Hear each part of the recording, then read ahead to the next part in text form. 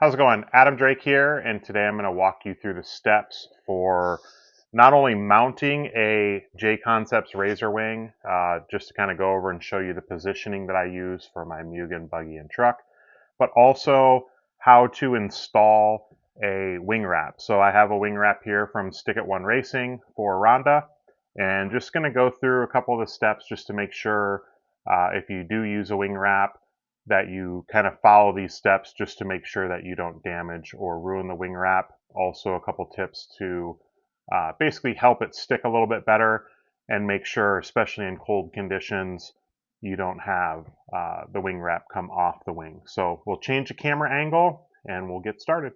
Okay, so one of the important steps is I like to go through and position the mounting holes and also the vent holes in the back side of the wing before applying the wing wrap. It just makes for the wing wrap to stick a lot better. And if you try reaming those holes, once it's already been stuck to the wing, a lot of times you'll damage the wing wrap.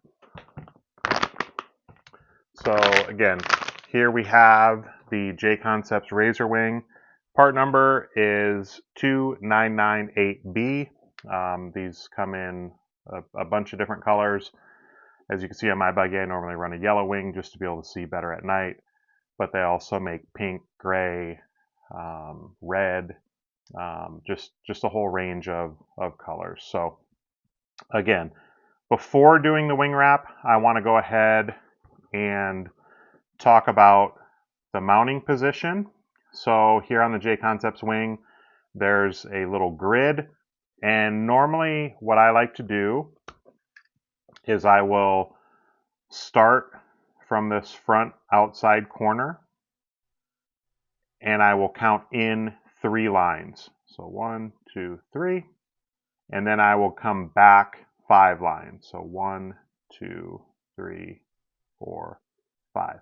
So if you want, you can just position the reamer in that corner between the 3rd line in and the 5th line back, and you can just start your pilot hole. Or you can take a silver Sharpie if it's a black wing, or a black Sharpie will work with pretty much any of the other colors. But again, you'll go in 1, 2, 3, back 1, 2, 3, 4, 5, and then just make a mark. And then you'll do the same thing. You'll start at this front corner, front outside corner, go in 1, 2, 3, and then come back 1, 2, 3, 4, 5. So you'll go ahead and mark that. Just to be safe, I'm going to just go back through here and check where I can have a little bit better angle. 1, 2, 3, 1, 2, 3, 4. So yeah, I was off by 1. And then 1, 2, 3, 1, 2, 3, 4, 5.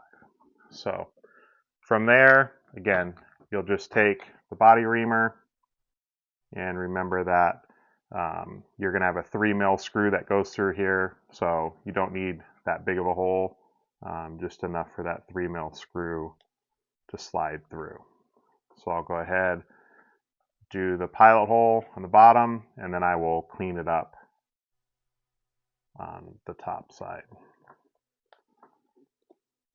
And you don't want to make these holes too big. If the hole ends up being too big, you know, the wing can kind of get misaligned, especially in a hard crash.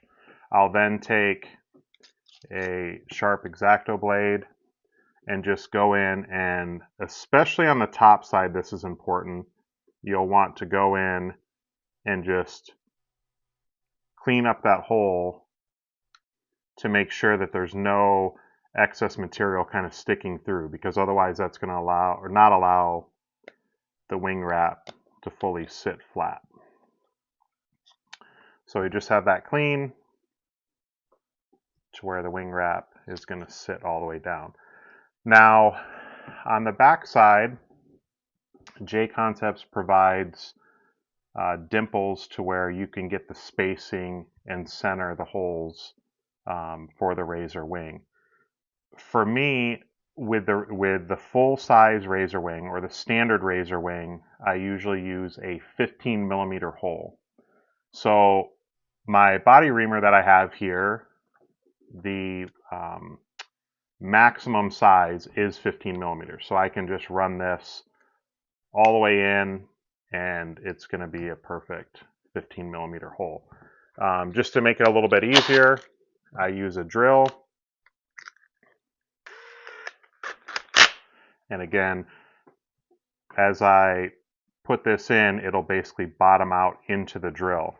Now, I like to go actually just slightly below the dimple that JConcepts provides. And the reason for that is because of using the 15 millimeter hole. If I was going to use like a 12, maybe even 13 millimeter hole, it would be fine. There would still be plenty of room or material on this top side.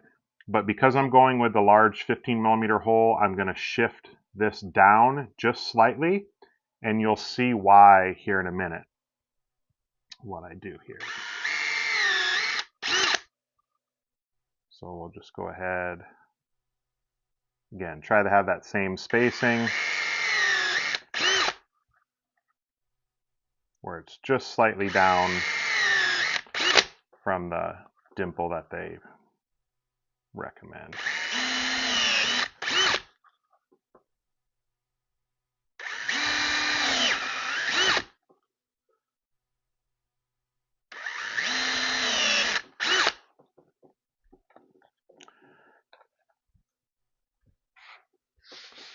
So here's why I go slightly lower than the dimple that they recommend, is because it then gives a little bit more meat or material between the top side of the hole and this edge of the wicker.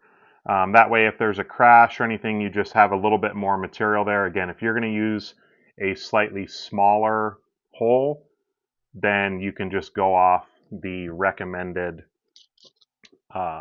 dimple that JConcepts provides. So same thing on this front face, just like where the mounting holes go, I'm going to just go in with an X-Acto and just clean up, make sure that there's no burrs so that when I go to put the wing wrap on, it's able to sit perfectly flat. I'm not super worried if there's any excess on the backside because we're not going to have a sticker on the back side of the wing.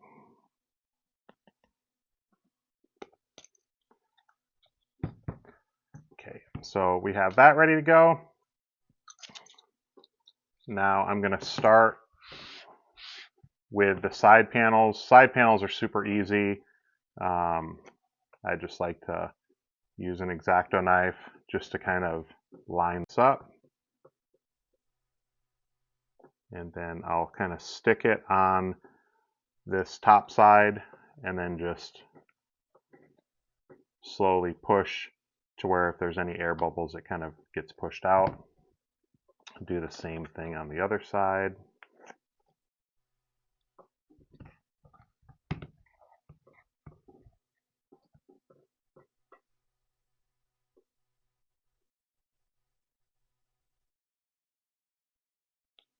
And just kind of start on the top side and then push all the way across. And then you can see there's basically no air bubbles at all.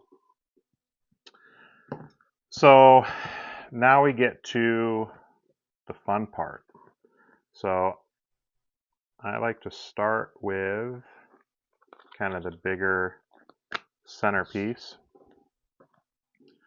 And then I basically line up the V in the center and push it towards the back side of the wing. And then again, you'll just kind of push from the center out to push if there's any air bubbles or air pockets. The other thing with putting the mounting holes in beforehand, it basically tells you where those are at. It's really easy to then, with your X-Acto, come back, poke those holes clean them out, and then you don't have to worry about tearing or damaging the wing wrap. So if you were to apply the sticker first, then when you go to drill those holes or use a body reamer, sometimes the body reamer will actually catch the wing wrap and can make it come off. So we'll now move on to, let's see here, this next side panel. And it also kind of another tip, or that works nice, is if you use a clean microfiber towel, you can use that when you're applying the sticker to, again, kind of push air bubbles or any air pockets out of the way. The thing with the wing wrap is, in an 8-scale car, the wing takes so much of the abuse when you crash or during impact, and the wing can kind of flex and move. So if the sticker is not applied and stuck down properly, it can be easy for the wing wrap to basically kind of fall off. So I like to start by lining up this part of the wrap along the side dam, because then that just helps make sure that you get it square. And then you can kind of, before you fully stick down the rest of it, kind of work your way there to the middle and then to the inside.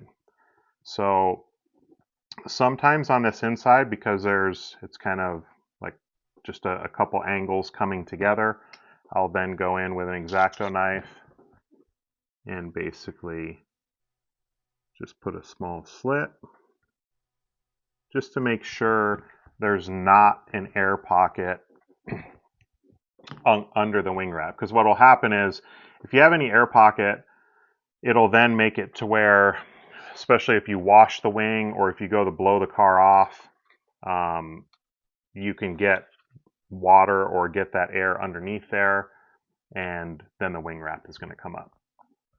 So go ahead. The back wicker side is actually pretty simple and easy because it's flat. You don't have a bunch of different angles to worry about, or the little ribs. Then we'll do the center part. Center's a little more tricky. You got to line up that center V just to try to make sure everything is straight and square.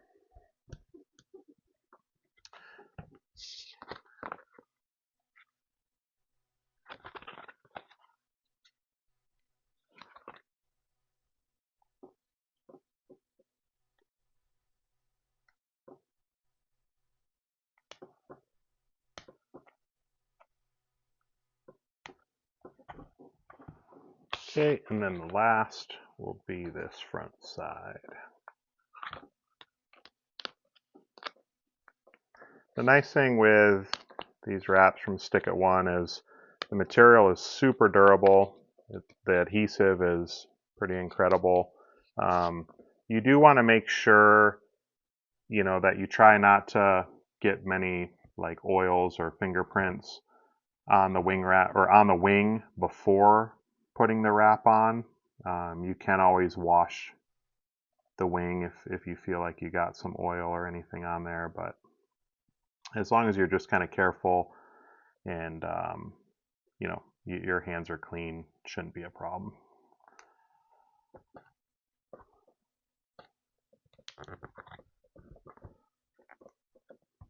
Okay, so there's the basic part of it. I'm going to, again, cut a couple little slits here just to make sure this wrap is fully seated.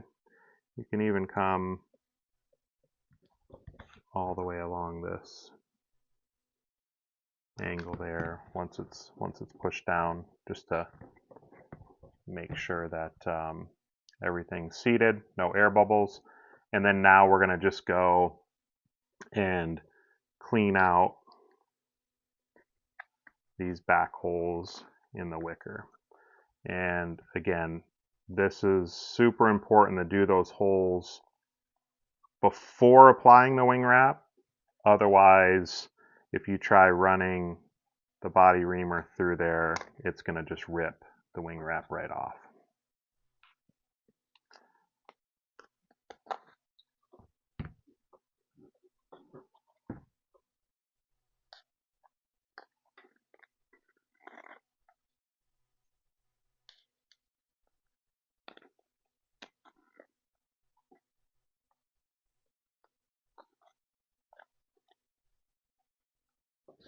Okay, so now that the wing wrap is fully installed, all the mounting positions are in there and it's clean, I'll then take either a lighter or a heat gun. I prefer using a heat gun, it's just a little bit safer, and then also you can kind of spread out the heat.